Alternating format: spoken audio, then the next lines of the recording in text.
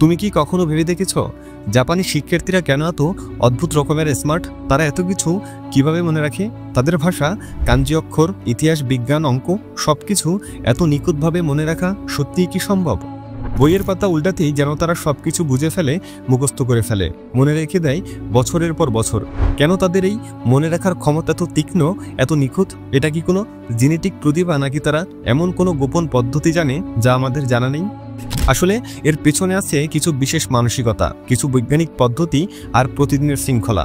নগর বেসক্যাপের আজকের ভিডিওতে তুমি জানবে সেই 5টি শক্তিশালী কৌশল যা জাপানি শিক্ষার্থীদের মেমোরি সিস্টেমকে বিশ্বের সেরা করে তুলেছে। আর সবচেয়ে ভালো খবর, এই কৌশলগুলো তুমি নিজের পড়াশোনা এবং জীবনের নানা কাজে ব্যবহার করতে পারো। শুধু দরকার একটু ভিন্নভাবে চিন্তার নিয়মিত চর্চা। তো চলো শুরু করা যাক আজকের এই মেমোরি ট্রেনিং জার্নি। আর ভিডিওর শেষে তোমাদের জন্য একটা বোনাস টিপস থাকবে। Technique number 1, active recall. তোমার সাথে কি কখনো এমনটা হয়েছে যে একটা বিষয় কয়েকবার পড়ার পরেও মনে থাকছে না? তবে শুনে রাখো, শুধু বারবার পড়লে হয় না। যেটা মনে রাখতে চাও তা নিজের মস্তিষ্ক দিয়ে বারবার আইডেন্টিফাই করতে শেখো। এই কৌশলকে বলা হয় অ্যাক্টিভ রিকল, বাংলায় যাকে বলা হয় সক্রিয় মনে রাখার কৌশল। জাপানি শিক্ষার্থীরা এই পদ্ধতিটাই দৈনন্দিন জীবনে সবচেয়ে বেশি ব্যবহার করে। অ্যাক্টিভ রিকল মানে হলো তুমি যা পড়ছো সেটা নিজে নিজে মনে করার চেষ্টা করা। তুমি বই থেকে পড়লে সেটা শুধু চোখ দিয়ে দেখা হয়, কিন্তু অ্যাক্টিভ রিকল শেখায় বই বন্ধ করে নিজের মাথা দিয়ে উত্তর দাও, নিজেকে প্রশ্ন করো, উত্তর খোঁজো, আর সেটা নিজের ভাষায় বলো। একটা গবেষণায় দেখা গিয়েছে যারা শুধু পড়ে তারা 20 থেকে 30% মনে রাখতে পারে, কিন্তু যারা অ্যাক্টিভ রিকল করে তারা 70 থেকে 80% পর্যন্ত মনে রাখতে পারে। টেকনিক নাম্বার 2, স্পেসড রিপিটিশন বা বিরতির পুনরাবৃত্তি। তুমি তোমার ভুলে যাওয়ার অভ্যাসটা বদলাতে পারো এই স্পেসড রিপিটিশন দিয়ে। তুমি কি কখনো এমনটা বলেছো যে কিছুদিন আগেই তো পড়লাম কিন্তু এখন কিছুই মনে নেই? একবার ভাবো তো, সেই পড়াটা তুমি কতবার পড়েছো? সমস্যাটা হলো তুমি হয়তো পড়েছো ঠিকই, কিন্তু পড়ার সময়টা একবারই, আর সেটাই বড় ভুল। জাপানি শিক্ষার্থীরা এই ভুলটা করে না। তারা জানে শেখা মানেই শুধু একবার মুখস্থ করা নয়, বরং সময় দিয়ে বারবার মনে করিয়ে দেওয়া। আর এজন্যই তারা ব্যবহার করে এই অসাধারণ কৌশল। এটা হলো এমন এক পদ্ধতি যা শেখার ধরনই বদলে দেয়। স্পেসড রিপিটিশন এর মূল কথা হলো একই জিনিস বারবার পড়ো, কিন্তু নির্দিষ্ট সময়ের বিরতিতে। কারণ মানুষের মস্তিষ্ক তথ্য ভুলে যেতে চায়। তুমি যদি তথ্যটাকে সময় সময় মনে করিয়ে না দাও, সেটা হারিয়ে যাবে। এই পদ্ধতি তোমার মস্তিষ্ককে বলে এই তথ্যটার বারবার পুনরাবৃত্তি ঘটছে, অর্থাৎ এটা গুরুত্বপূর্ণ, তাই এটাকে মনে রাখতে হবে। চলো এবার একটা উদাহরণ দিয়ে বুঝি। ধরো তুমি প্রথম দিন নতুন কিছু শিখলে বা পড়লে, দ্বিতীয় দিন সেটা রিভিশন করলে, পঞ্চম দিনে আরেকবার রিভিশন, এবং দশম দিনে আরেকবার, সবশেষে 20তম দিনে আরেকবার। এভাবে রিভিশনের সময়ে মাঝে মাঝে বিরতি থাকলে তুমি যে কোনো তথ্য অনেক দিন পর্যন্ত মনে রাখতে পারো। এটা এক ধরনের মস্তিষ্কের ট্রেনিং যা স্মৃতিকে পাথরের মতো শক্ত করে তোলে। জাপানি শিক্ষার্থীরা প্রচুর ফ্ল্যাশ কার্ড ব্যবহার করে। তারা মোবাইলে অ্যানকি কুইজলেটের মতো অ্যাপ ব্যবহার করে, যেখানে এক একটি তথ্য কার্ডের মতো সাজানো থাকে। যখনই তারা দেখে এই তথ্যটা আমি ভুলে যাচ্ছি, তখনই তারা সেটার রিভিশনের সময়সীমা কমিয়ে আনে, আর যে তথ্যগুলো তারা ভালো মনে রাখতে পারে সেগুলোকে ধীরে ধীরে দূরে সরিয়ে দেয়। এভাবেই তারা কোনটা ভুলে যাচ্ছে আর কোনটা মনে আছে তা নিয়েও কাজ করে। মানুষের মস্তিষ্কে তথ্য সংরক্ষণের ক্ষমতা একটা নির্দিষ্ট প্যাটার্নে কাজ করে। এবিংহাউস ফরগেটিং কার্ভ নামের একটা গবেষণা বলছে তুমি যদি 24 ঘন্টার মধ্যে রিভিশন না করো, তাহলে 70% পর্যন্ত ভুলে যেতে পারো। স্পেসড রিপিটিশন এই ভুলে যাওয়ার হারকে কমিয়ে এনে 90% পর্যন্ত ধারণযোগ্য করেছে। জাপানিরা পারে কারণ তারা জানে মেধা জন্মগত নয়, মেধা তৈরি হয় নিয়মিত স্মরণে। টেকনিক নাম্বার 3, ভিজুয়াল মেমোরি বা চিত্রভিত্তিক স্মৃতি। জাপানি শিক্ষার্থীরা কেবল চোখ দিয়ে না, তারা মস্তিষ্ক দিয়ে অনুভব করে। আমাদের মস্তিষ্ক কিন্তু শব্দের চেয়ে ছবি অনেক বেশি পছন্দ করে। একটা গবেষণায় দেখা গেছে মানুষ টেক্সটের তুলনায় ছবি 65% বেশি সময় ধরে মনে রাখতে পারে। জাপানি শিক্ষার্থীরা এই বৈজ্ঞানিক সত্যটাই কাজে লাগায়। তাদের বইয়ে থাকে চার্ট, ম্যাপ, স্কেচ, এমনকি কালার কোডেড নোট। আমাদের মস্তিষ্ক একটা প্রযুক্তি সম্পন্ন ক্যামেরার মতো। যখন আমরা কোনো তথ্যকে ছবি বা চিত্রে রূপ দেই, তখন মস্তিষ্ক সেটাকে দীর্ঘমেয়াদে সংরক্ষণ করে এবং সহজে খুঁজে পায়।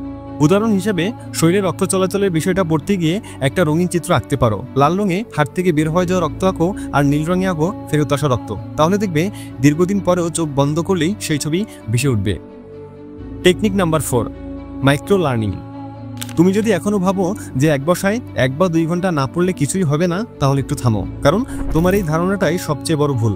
জাপানি শিক্ষার্থীরা কি করে জানো? তারা জানে একটানা দীর্ঘ সময় ধরে পড়া নয়, বরং ছোট ছোট লার্নিং ইউনিটে লুকিয়ে আছে প্রকৃত স্মার্টনেস। তোমার ব্রেন কখন সবচেয়ে ভালোভাবে কাজ করে জানো? যখন তুমি তাকে প্রেশার না দিয়ে বরং সময় দাও, বিশ্রাম দাও, আর ঠিকঠাক ব্রেক দাও। আর এই ধারণা থেকেই এসেছে এক অসাধারণ টেকনিক যাকে বলা হয় পোমোডোরো টেকনিক। প্রোমোডোরো টেকনিকে তুমি যদি পড়ো অথবা কাজ করো তবে সেটা হবে 25 মিনিট, তারপর 5 মিনিট বিশ্রাম নাও। আর এই 30 মিনিটকে বলা হয় এক একটা প্রোমোডোরো সেশন। 4টা পোমোডোরো সেশন শেষে 15 বা 20 মিনিটের বড় একটা ব্রেক। এভাবে ব্রেনে চাপ পড়ে না, বরং সতেজ থাকে এবং তোমার মনোযোগ ও রিটেনশন দুটোই বাড়ে। এখন ধরো তুমি 1 ঘন্টা পড়তে চাও, তখন তুমি সেটাকে 2 ভাগে ভাগ করো। 25 মিনিট পড়লে তারপর 5 মিনিটের ব্রেক, আবার 25 মিনিট পড়লে আরেকটি 5 মিনিটের ব্রেক। আর এই ছোট ছোট লার্নিং সেশনগুলোই তোমার মনকে বোর হতে দেয় না, বরং প্রতিটি সেশনে তুমি থাকো ফ্রেশ ও energetic. Technique number 5, teach to learn, অর্থাৎ শিখে শেখাও। তুমি কি জানো শেখার সবচেয়ে শক্তিশালী উপায় কি? না, শুধু মুখস্থ করা নয় অথবা শুধু টিচারের লেকচার শোনা নয়, বরং সবচেয়ে কার্যকর উপায় হলো তুমি যা শিখছো সেটা অন্য কাউকে শেখানোর চেষ্টা করা। এটাকে বলে টিচ টু লার্ন বা শেখার পর শেখানোর কৌশল। এটা কোনো আবিষ্কার নয়, বরং বহুদিন ধরে জাপানি শিক্ষার্থীরা এই কৌশল নিজেদের পড়াশোনায় ব্যবহার করে আসছে। তারা জানে যখন তুমি কাউকে বোঝাতে পারো তখন তুমি সত্যিকারের অর্থে বিষয়টা বুঝছো। মানব মস্তিষ্ক সবচেয়ে ভালোভাবে শিখে তখন যখন সেটা তত্ত্বকে ভেঙে অন্যকে বোঝাতে চেষ্টা করে। ফেনম্যান টেকনিক নামে পরিচিত একটা কৌশলে বলা হয়, যদি তুমি কোনো জটিল বিষয়কে এমনভাবে ব্যাখ্যা করতে পারো যেন একজন শিশু বুঝতে পারে, তবে তুমি সত্যিই সেটা বুঝতে পারছো। যখন তুমি অন্যকে বোঝাতে সক্ষম হবে তখন মস্তিষ্ক শুধু তথ্য সংগ্রহ করে না, বরং তথ্য বিশ্লেষণ করে, লজিক্যাল লিঙ্ক তৈরি করে, ভুলগুলো খুঁজে বের করে এবং মনে গেঁথে ফেলে। জাপানি শিক্ষার্থীরা কি করে জানো? সেখানের অনেক ছাত্রছাত্রী ক্লাস শেষে বন্ধুদের পড়ায়। তারা ছোট ছোট গ্রুপে বসে আজকের শেখা বিষয়গুলো একে অপরকে বোঝায়। কেউ কেউ নিজের মতো করে কল্পনা করে, আর এই প্রক্রিয়ায় তারা নিজেদের শেখাটাকেও আরও শক্ত করে ফেলে। এখন প্রশ্ন, তুমি কিভাবে এই কৌশলটিকে কাজে লাগাবে? এর উত্তরটা খুবই সহজ। যে বিষয়টা শিখলে সেটাই সঙ্গে সঙ্গে তোমার বন্ধুকে বোঝাও, না থাকলে ছোট ভাই বা বোনকে বোঝাতে পারো। এছাড়াও মনে মনে নিজেকে শিক্ষক ভাবতে পারো। এরপর একটা কাগজে বিষয়টা লেখো আর নিজেই পড়াও, যেন মনে হয় তুমি টিচার। বন্ধুরা, এবার সেই সিক্রেট টিপসটা শেয়ার করছি, যেটা শুরুতেই বলেছিলাম। গানবারু ও কাইজেন হলো জাপানি শিক্ষার্থীদের সাফল্যের একটি বড় রহস্য। গানবারু হলো হাল না ছাড়ার মানসিকতা। গানবারু জাপানি ভাষার একটি শব্দ, যার অর্থ শেষ পর্যন্ত লড়ে যাওয়া, চেষ্টা চালিয়ে যাওয়া, কঠিন হলেও টিকে থাকা। জাপানি শিক্ষার্থীরা মনে করে কঠিন কোনো কিছুতে থেমে যাওয়া নয়, বরং তখনই সবচেয়ে বেশি চেষ্টা করা দরকার, কেননা তাদের শেখানো হয় পরিশ্রমের বিকল্প নেই। তাই প্রশ্ন যতই কঠিন হোক না কেন কিংবা চোখে যতই ঘুম পাক না কেন, তারা চেষ্টা থামায় না। তুমি যখন পড়তে বসো তখন মোবাইল আসা নোটিফিকেশন তোমার মনোযোগ হারানোর কারণ হয়ে দাঁড়ায়, কিন্তু গানবারু শেখায় যা করা দরকার শুধুমাত্র সেটাই করো। অন্যদিকে কাইজেন হলো প্রতিদিন 1% উন্নতির দেখা পাওয়া। কাইজেন মানে ছোট ছোট পরিবর্তনের মাধ্যমে ক্রমাগত উন্নয়ন। জাপানি শিক্ষার্থীরা জানে বড় লক্ষ্যে পৌঁছতে হলে প্রতিদিন একটু একটু করে উন্নতি করতে হয়। তারা জানে স্মৃতিশক্তি হুট করে বাড়ে না, শেখা হুট করে হয় না, কিন্তু প্রতিদিন 1% উন্নতি হলে সেটা বছরে গিয়ে দাঁড়ায় 365%-এ। চলো বাস্তব একটা উদাহরণ দেখি। ধরো তুমি ইংরেজি শব্দ মুখস্থ করতে চাও। আজ তুমি 5টি শব্দ মুখস্থ করলে, কাল 6টি, পরশু 7টি, এভাবে ধীরে ধীরে মাত্র একটি শব্দ বাড়িয়ে পড়লে মাস শেষে তোমার মুখস্থ হবে 150 থেকে 200টি শব্দ, আর 1 বছরে তা গিয়ে দাঁড়াবে 2000-এর বেশি শব্দে। অর্থাৎ বুঝতেই পারছো, শুধুমাত্র প্রতিদিন একটু চেষ্টা করলে মাত্র 1 বছরে তুমি ইংরেজি ভাষায় কতটা পারদর্শী হতে পারবে। বন্ধুরা, যদি তুমি জাপানিজদের মতো নিয়মিত চেষ্টা করো, পাশাপাশি সময়ের মূল্য বুঝে এবং ছোট বিষয়কে গুরুত্ব দাও, তাহলে তোমার স্মৃতিশক্তিও জাপানিজদের মতো পাওয়ারফুল হয়ে উঠবে।